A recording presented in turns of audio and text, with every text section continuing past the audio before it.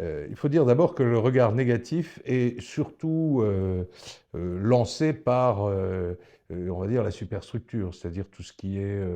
médias, tout ce qui est un petit peu l'université encore maintenant,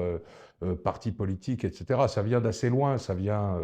de la façon dont on traitait Napoléon dans l'historiographie au début de la Troisième République, puis ensuite avec la domination des marxistes sur l'université. Et donc c'est resté un petit peu comme ça. Mais vous aurez noté aussi que en histoire de France, vous avez rarement des gens qui trouvent satisfaction dans quelque événement que ce soit, qui soit positif ou qui soit évidemment négatif. Donc voilà, c'est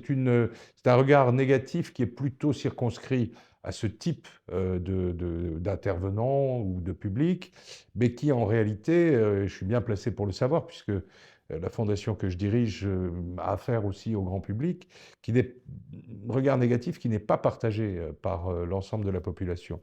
Alors ça ne veut pas dire que les Français sont très au courant, qu'ils connaissent l'histoire de Napoléon sur le bout des doigts, mais ils ont quand même senti que c'était un personnage un petit peu singulier dans l'histoire de France, qui avait probablement ses ombres et ses lumières, hein, ce qu'on n'arrête pas de dire, mais qui avait eu une importance